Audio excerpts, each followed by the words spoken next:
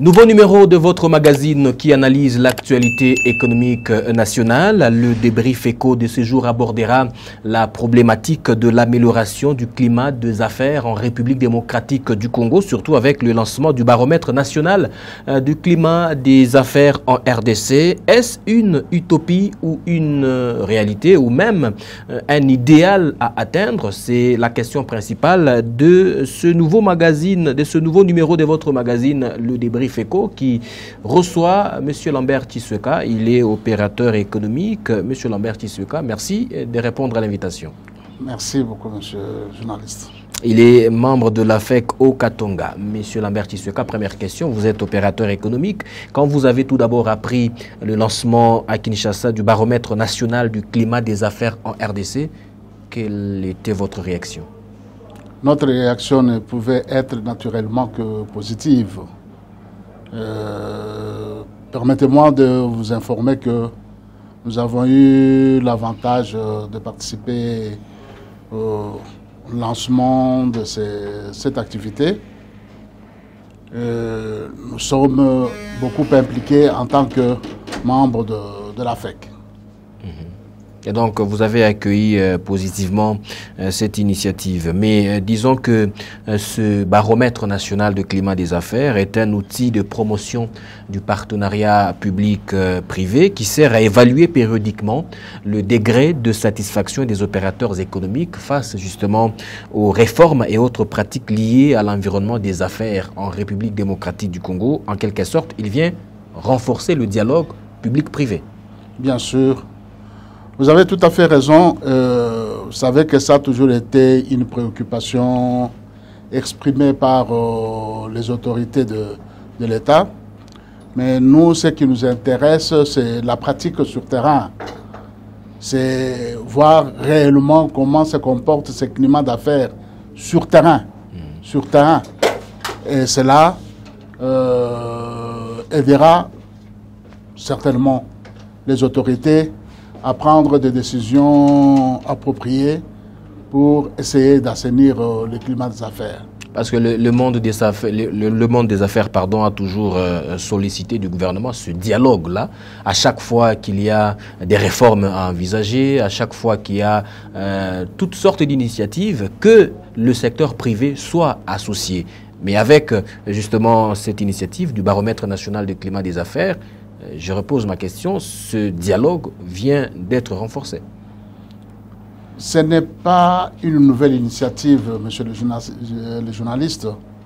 Vous savez que ça a toujours été le combat au niveau de la FEC pour améliorer davantage ce partenariat-là qui est tout à fait naturel entre le secteur privé et le secteur public.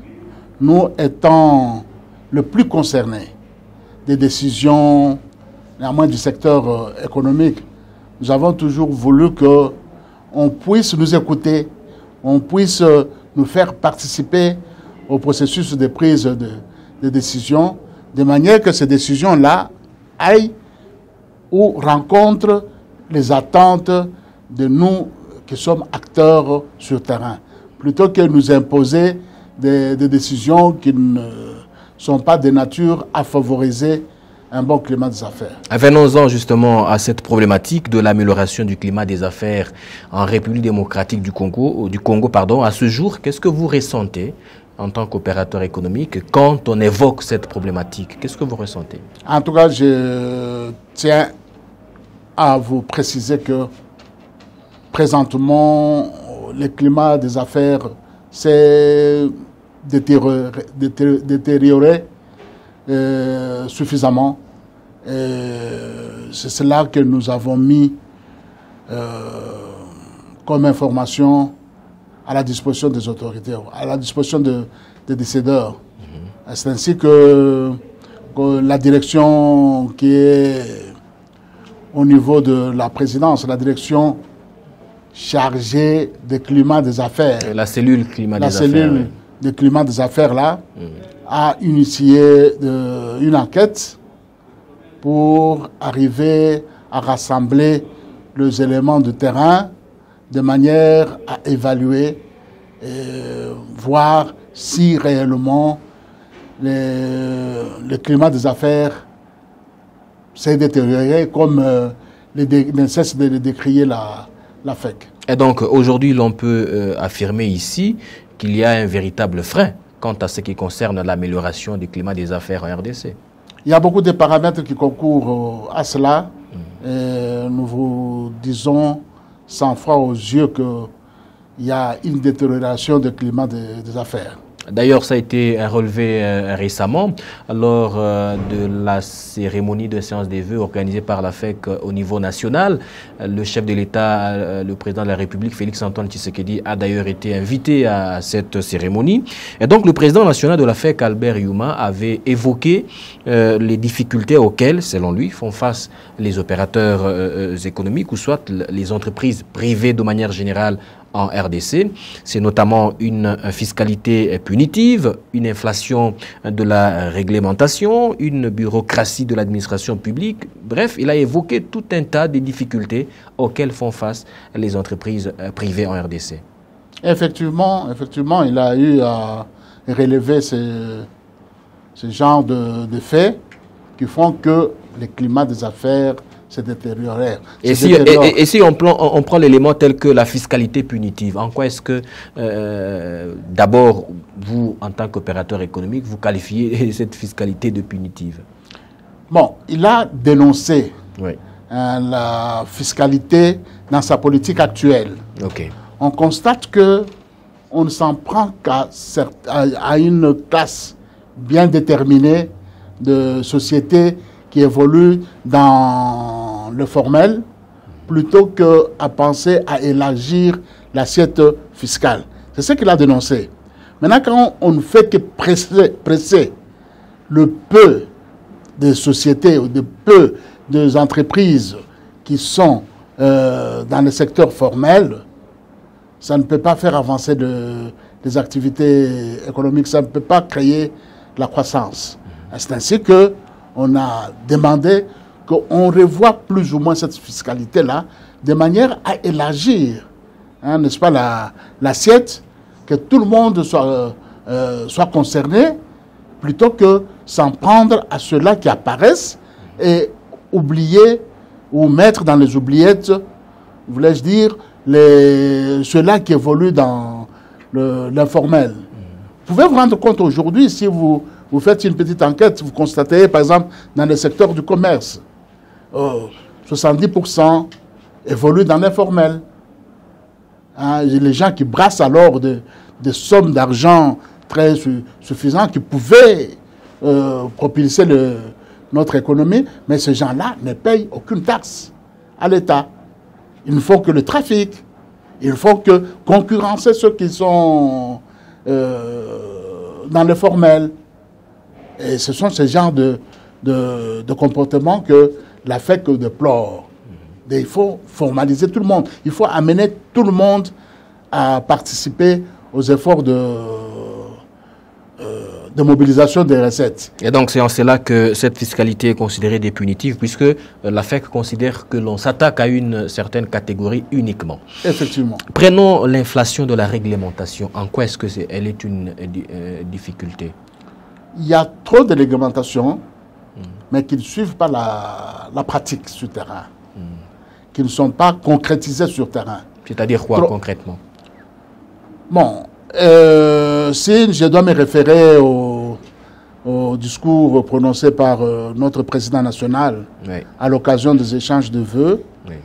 Il a beaucoup insisté. Nous avons eu l'honneur d'être là. C'était en présence de l'autorité suprême du pays. Il a eu à déplorer que certaines décisions ne s'arrêtent qu'au niveau des annonces. Okay. Elles ne sont pas concrétisées. Il a eu à déplorer tout un tas de décisions, même du Conseil des ministres. Mais ces décisions-là ne sont pas mises en application. Ne sont pas mises en application, malheureusement. Nous, on croit que quand on prend une pareille décision, c'est pour essayer, n'est-ce pas, de résoudre les problèmes que rencontrent les opérateurs économiques.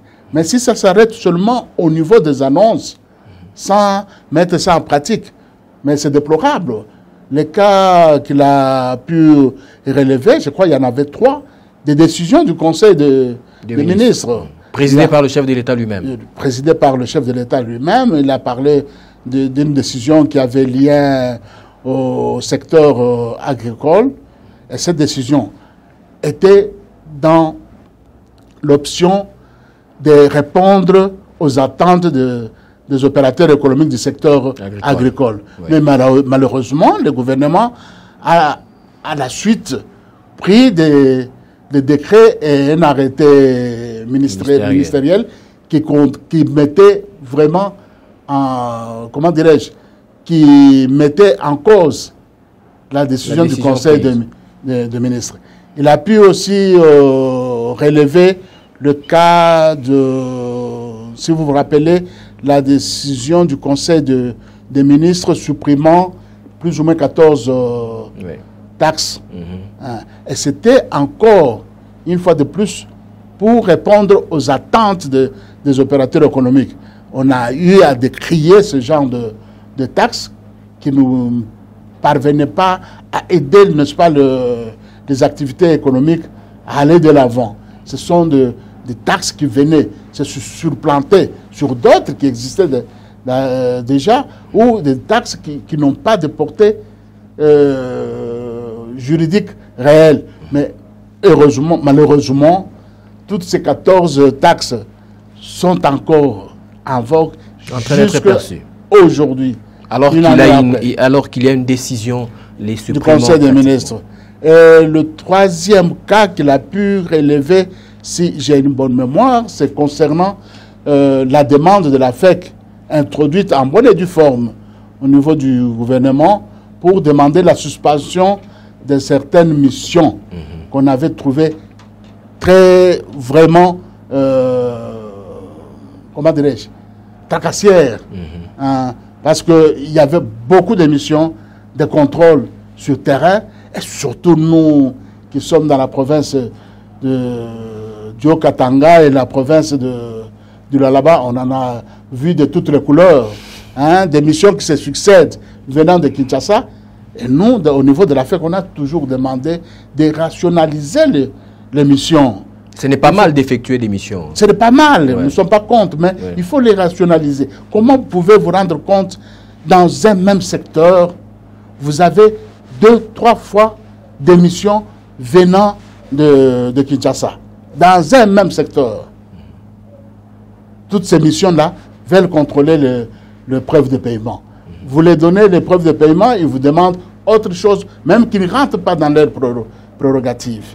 Et surtout comme ça coïncidait avec le préparatif de festivités de fin de l'année, la FEC avait introduit une demande au gouvernement pour qu'on puisse suspendre. Et le Premier ministre avait répondu positivement à la demande de la FEC en prenant une décision de suspendre les missions de contrôle jusqu'au 14 février. Mais malheureusement, ça n'a pas été suivi. Et en retour, face à ce qu'on qualifie de réquisitoire pratiquement du patronat congolais, le chef de l'État, Félix-Antoine Tshisekedi, a réitéré donc son ferme engagement de rendre attrayant le climat des affaires en République démocratique du Congo.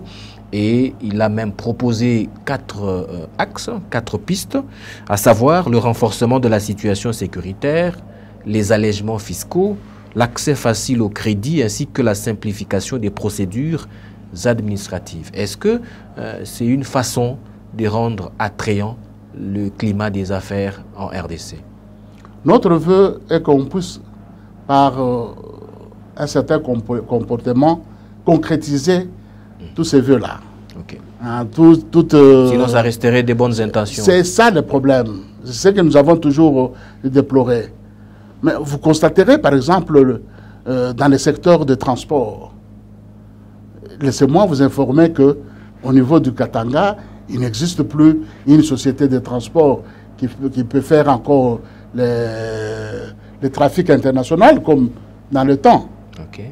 Dans le temps. Et ça, c'est déplorable que une contrée comme celle-ci puisse être dépourvue d'une société qui peut faire face à la concurrence des sociétés étrangères. C'est dû à quoi? C'est dû à quoi? Parce qu'on ne sait plus évoluer dans les mêmes secteurs en ayant des charges d'exploitation très élevées sur son territoire. C'est ça le problème. C'est ça le problème. Les charges d'exploitation ont été même doublées et nous avons affaire aux concurrents qui viennent de l'extérieur et c'est fini. On nous arrache tous les marchés. Nous, on ne sait plus faire face à cette concurrence. On a cessé d'être compétitif et les sociétés ont fermé. Ont fermé. Parce qu'on a créé des taxes qu'il ne fallait pas, qui n'encouragent pas. Des taxes qu'on crée sur mesure. On décrit, mais on ne suit pas. On ne suit pas. C'est ça le problème. Là, c'est un problème d'allègement fiscaux tel que proposé par le chef de l'État. D'ailleurs, une initiative, disons une résolution que vous avez accueillie favorablement, puisque ça devra justement rendre attrayant le climat des affaires en République démocratique du Congo. Mais quand on parle de la simplification des procédures administratives, est-ce que le secteur privé a toujours décrié les procédures administratives? Bien sûr, monsieur le journaliste. Dans quel sens? Bon, il y a la procédure, par exemple, qui prévoit la création de toute entreprise. Il y a un guichet unique qui a été unique de créé. création d'entreprise, qui a d'ailleurs simplifié cette procédure. Bien sûr, sous papier. Ok, c'est en théorie. C'est en théorie. Oui, au début, ça marchait bien. Okay. Mais aujourd'hui, ça présente encore certaines pesanteurs. Ce n'est plus 3 jours comme on disait. Ce n'est plus 3 jours, vous pouvez facilement faire même un mois aujourd'hui. On vous dira qu'il n'y a pas de connexion, ou il faut chercher tel autre document, ainsi de suite. Et ce n'est plus comme avant. Effectivement, on a essayé de créer ce guichet unique pour rassembler tous les services au même endroit. Mais au lieu que ça puisse continuer dans cet esprit-là, on constate qu'il y a toujours des pesanteurs, il y a toujours des difficultés qui font qu'on ne puisse pas évoluer et atteindre l'objectif qu'on a assigné à cette structure-là. Est-ce que le secteur privé a toujours crié haut et fort cette, comment dire, en rapport justement avec la facilitation d'accéder au crédit? Est-ce que ça a toujours posé un problème dans le secteur privé? Oui, c'est un secteur aussi très délicat, comme vous le dites. Oui. Et c'est important que chaque activité économique soit soutenue par des structures de financement. Bon, aujourd'hui, effectivement, nous avons des banques. Et ce sont des banques commerciales. Oui. Si ces banques commerciales doivent octroyer les crédits aux opérateurs économiques, vous savez que c'est toujours assorti de certaines garanties. Oui. Et puis des intérêts aussi. Il faut absolument payer les intérêts. Et ils ne font que ça. Mais les intérêts qu'on doit payer ne doivent pas être au-delà de la capacité, n'est-ce pas, de rentabiliser ce que vous avez obtenu comme crédit. C'est ça notre problème. Mais si ce secteur d'octroi de crédit est bien géré par le pouvoir public, ça atténue plus ou moins les allures mercantilistes de banquiers. Une économie ne peut pas évoluer sans financement. Il faut toujours qu'il y ait des financements par-ci par-là, mais réglementés par le pouvoir public. Et donc là, le seul problème, c'est le taux d'intérêt qui est élevé. Il y a les taux d'intérêt, il y a aussi des garanties. Les garanties Oui. de la part de celui qui vient chercher le crédit. Bien sûr. Oui. Hein, vous devez avoir... Puisque une banque ne sait pas donner du crédit comme ça, les yeux fermés, il faut que vous présentiez vraiment des garanties, des remboursements. Et de ce point de vue-là, vous négociez, disons, s'il y a la possibilité de négocier sur le taux d'intérêt lui-même. Ou soit c'est l'État congolais qui a déjà fixé un taux d'intérêt par rapport au crédit à octroyer au secteur privé. Il y a un taux directeur qui est fixé par la Banque centrale. La Banque centrale. Toutes les banques commerciales se réfèrent à ça. Suivent ces taux directeurs.